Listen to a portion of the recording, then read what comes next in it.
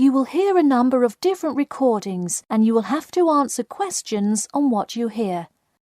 There will be time for you to read the instructions and questions, and you will have a chance to check your work. All the recordings will be played once only. The test is in 4 sections. At the end of the test, you will be given 10 minutes to transfer your answers to an answer sheet. Now turn to Section 1. Section 1. You will hear a telephone conversation between an employer from the Wild Dune Spa and Resort and an applicant. First, you have some time to look at questions 1 to 5.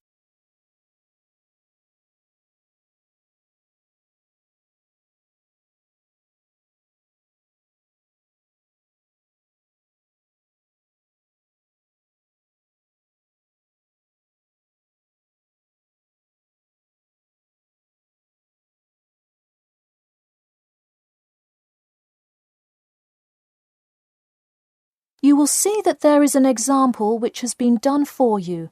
On this occasion only, the conversation relating to this will be played first. Hello, is this John Murphy? Hi, yes it is.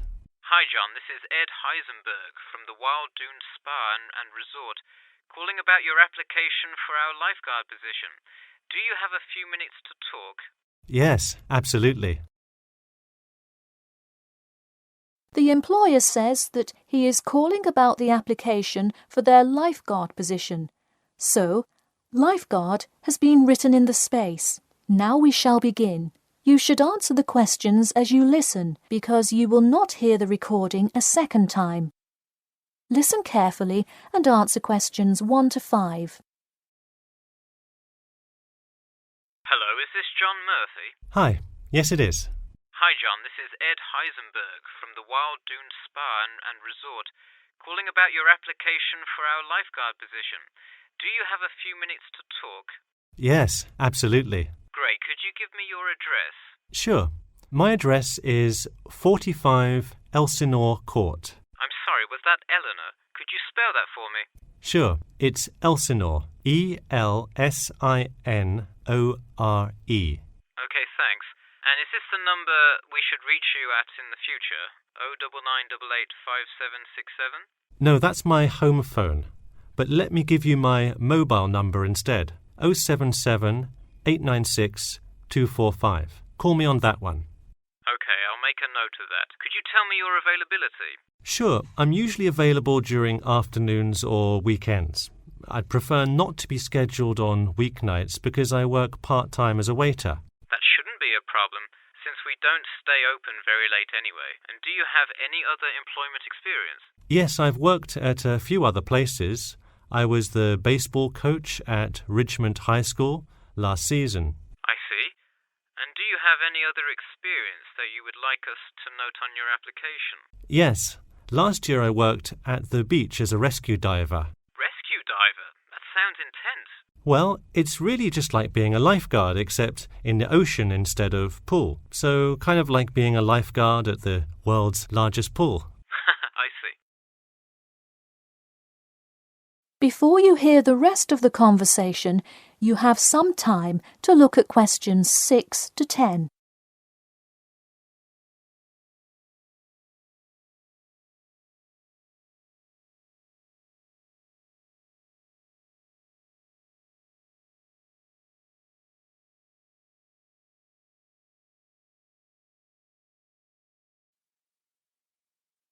Now listen and answer questions 6 to 10.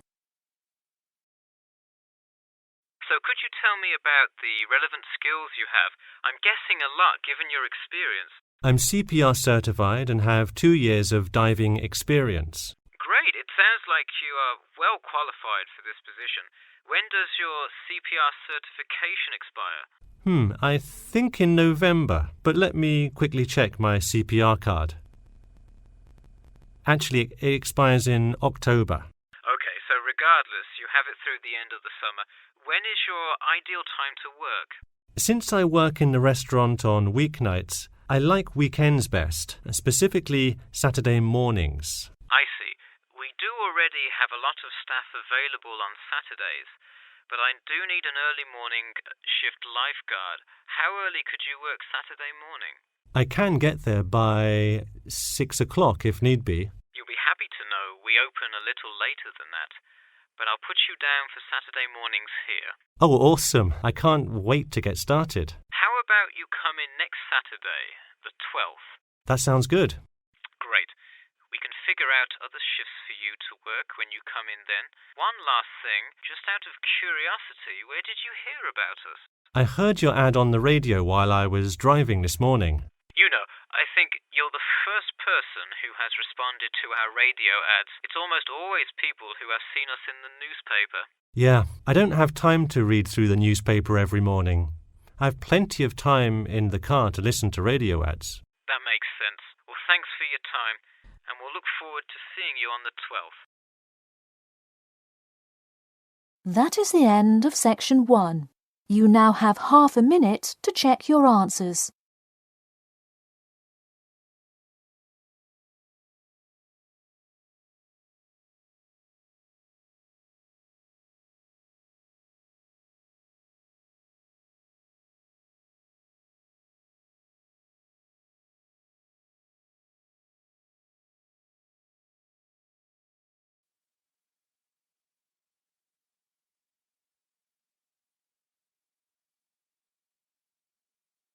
Now turn to section 2. Section 2. You'll hear part of a free class about safety around campus. First, you have some time to look at questions 11 to 14.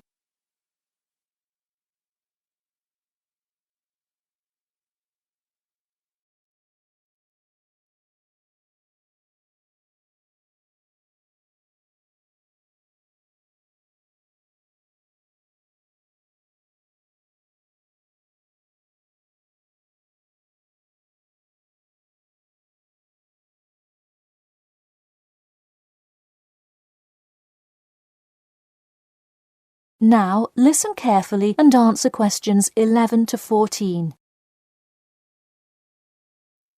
Good evening. I'm Geoffrey Miller from the University of Nottingham Student Union, and in this week's free class, Carlos Garcia is going to tell us about safety around campus. Over to you, Carlos. Thank you, Geoffrey, and thank you all for your attendance today. Also, I'd like to thank the Student Union here at the university for organising this lecture.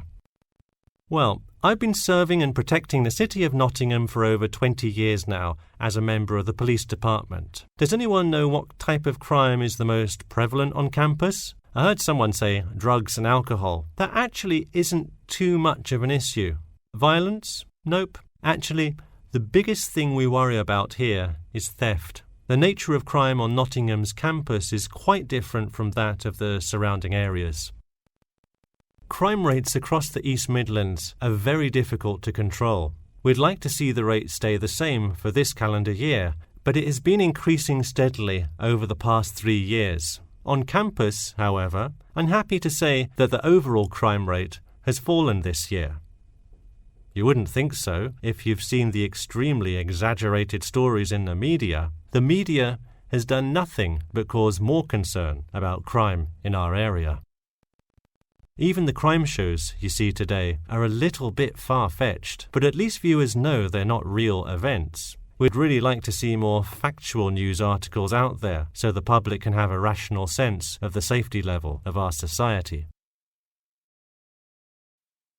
Before you hear the rest of the talk, you have some time to look at questions 15 to 20.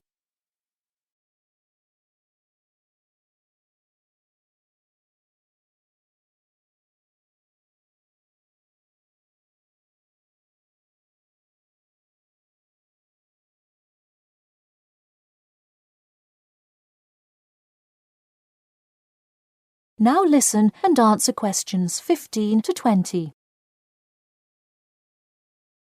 Okay, let's move on to what to do when you see a crime. Do not get involved if at all possible, and do not draw too much attention to yourself by running away in a conspicuous manner. Though most likely, and hopefully, you will not have to experience this situation. If you are being mugged, please do not try to resist. Instead, be compliant and seek help after the incident. Like I said, though, it is highly unlikely that you will find yourself amidst a crime, but it is important to be prepared should it ever happen. We find that educating students and staff on the correct precautions to take is the best way to increase your safety. Just remember to be smart when you're out late at night and avoid any area or person that looks suspicious. I know it sounds obvious, but I cannot stress this enough.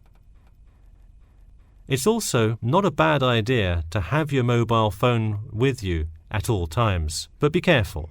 If you're chatting on your smartphone on your way home, you're a prime target for thieves. I'd like to see a show of hands. How many people have left work or the library after 10 p.m. to go home before? A lot of you, right? If you do have to go home late at night, please don't walk home alone. More often than not, there's someone there that will be walking the same direction as you at some point. Walk home with a friend or co-worker. Even if you must use your phone to call someone that's nearby to walk with you, it's always safer to walk home with someone. So when you're walking home, you may feel more comfortable with some sort of self-defense, such as pepper spray. Now, it's your call whether you want to carry something like this or not. However, I absolutely advise against carrying a knife or any other offensive weapon. All too often, they can be used against you if you're disarmed, putting yourself in more danger. For all those interested, the Recreation Centre offers a free self-defense class to all students every Thursday evening. While obviously an introductory self-defense class may not equip you to fight off villains like a regular superhero, it does come in handy sometimes. After taking a self-defense class, you'll surely be more aware of possible dangers and how to deal with them. So hopefully now you have a more complete understanding of the nature of crimes committed on your campus and how to avoid being a victim. I know most students at the University of Nottingham are not the criminal types, but remember that there is no barrier like a wall or something keeping non-students out. There's no army force securing the borders, and I doubt anyone wants it that way. The campus is generally a safe place, but it's not immune to small crimes once in a while. All right, that's all I have to say for today. Stay safe. That is the end of section 2. You now have half a minute to check your answers.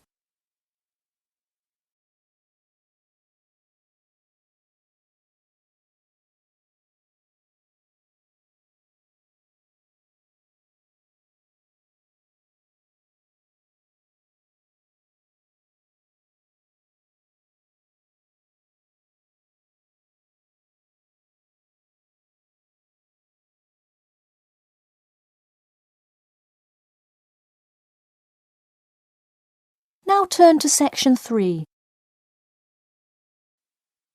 Section 3. You will hear a student called Bobby talking to his tutor about the research project. First, you have some time to look at questions 21 to 23.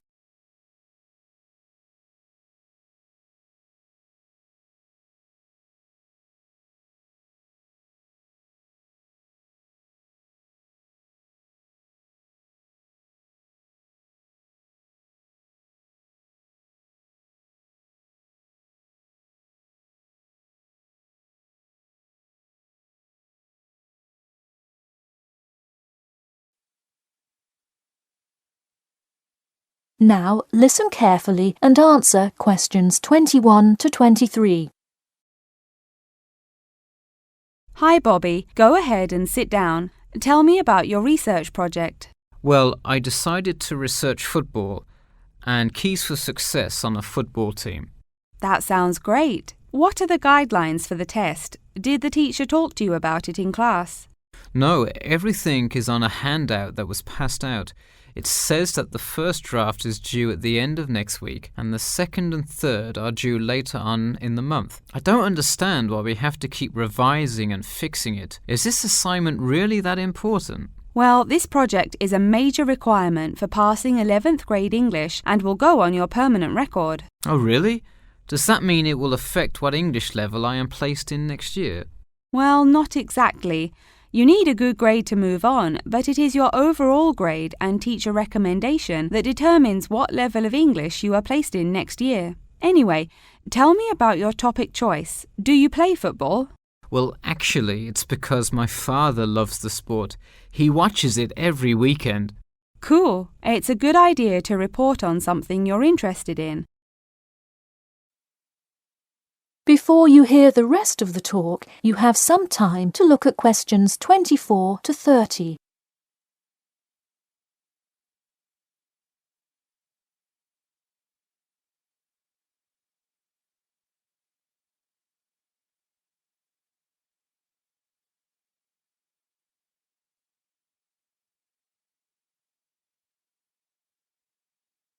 Now, listen carefully and answer questions 24 to 30.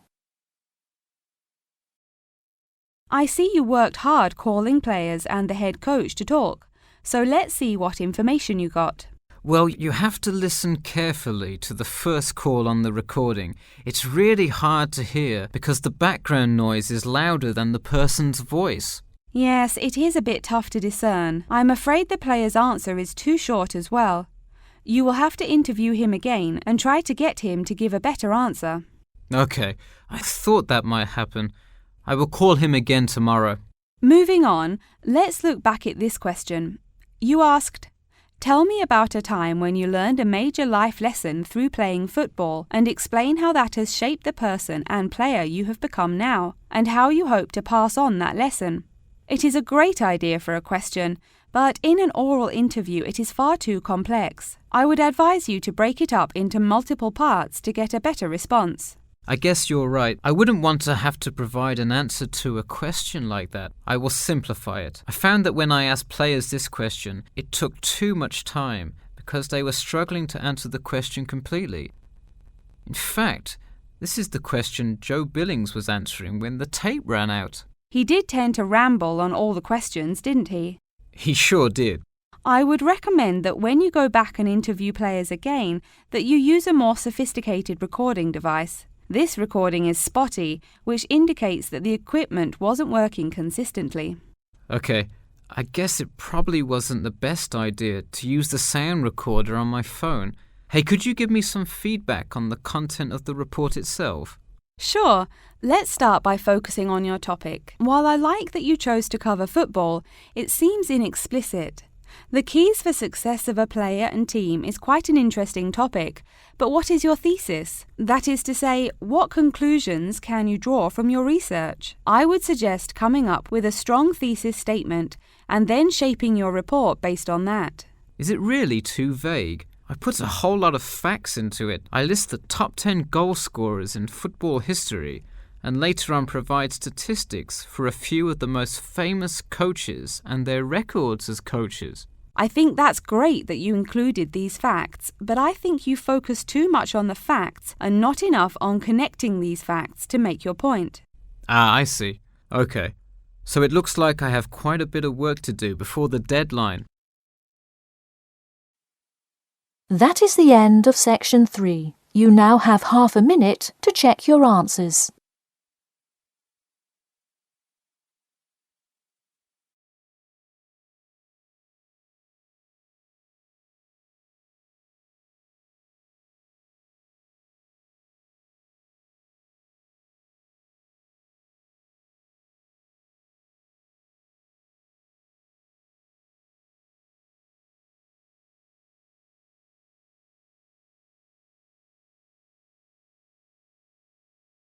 Now turn to section 4. Section 4. You will hear part of a lecture about how to give a quality speech. First, you have some time to look at questions 31 to 40.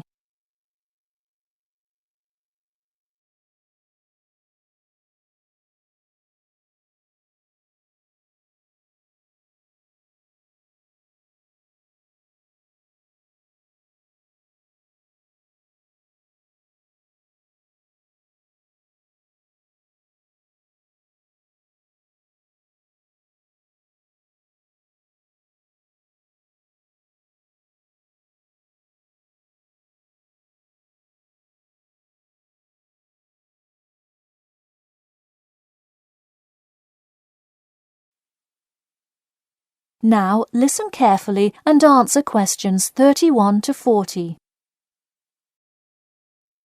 Good morning. Today I am going to cover the daunting task of giving a quality speech, a thought that makes most of us cringe. In fact, 90% of all people feel nervous about public speaking, about 10% of whom are described as genuinely terrified. Hopefully, when we are finished here today, you all will be in the 10% of the population who do not feel nervous at all. Did you know that lecturers tend to get more nervous if the speech they are giving is an important one? It makes sense, right? You probably wouldn't be nearly as nervous to address your residence hall about the proper use of the recycle and compost bins as you might be if you were asked to give the graduation speech to your entire 5,000 student class. So what is it that makes some people completely comfortable in front of crowds? Some people think that the ability to give a good speech is a gift that others are simply born with. This is almost never the case. Public speaking can be learned with practice. The first most important thing you can do to improve your confidence in delivering a speech is to prepare a quality speech. Honestly, while the content of your speech is relatively important, the audience will really only remember the last sentence you say. It is a good idea to structure the rest of your speech to lead up to this last point to really drive your message home. This is a good way to ensure that your speech is well organized.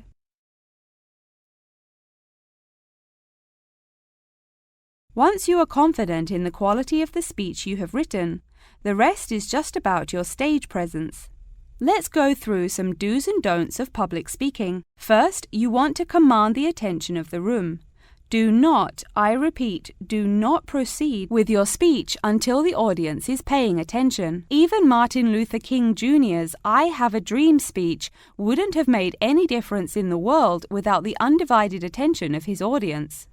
To continue with the I Have a Dream example, one of the reasons that MLK was such an effective orator was his ability to speak with passion and engage with his audience. That sort of charisma does not come from reading straight from paper. Don't get me wrong, it is a good idea to write your main ideas down on a note card, sheet of paper or something. But one factor that will consistently lead to a boring, forgettable speech is writing down your entire speech. Do not write your full speech down. If you are constantly reading your paper, you are not making eye contact with your audience, and thus failing to really express the feeling that goes with your ideas. I advise you write 1 or 2 ideas, so if you suddenly draw a blank, you have something to jog your memory. If you've written a good speech that you believe in, those ideas should be sufficient to keep you on track.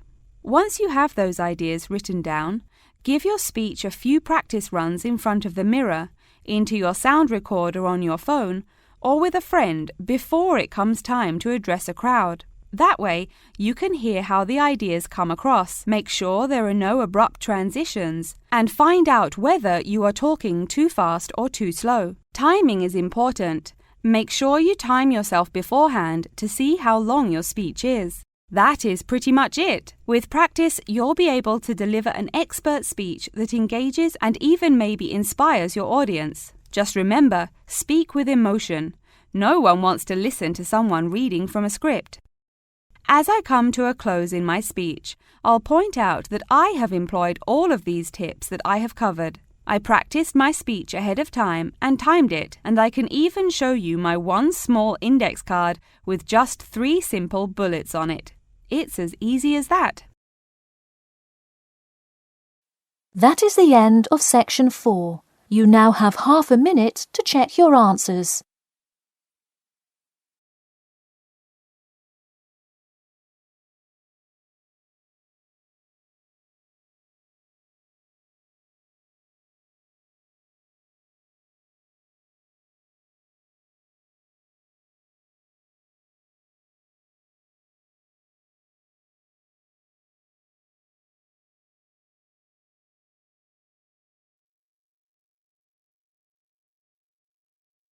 That is the end of the listening test. In the Ielts test, you will now have 10 minutes to transfer your answers to an answer sheet.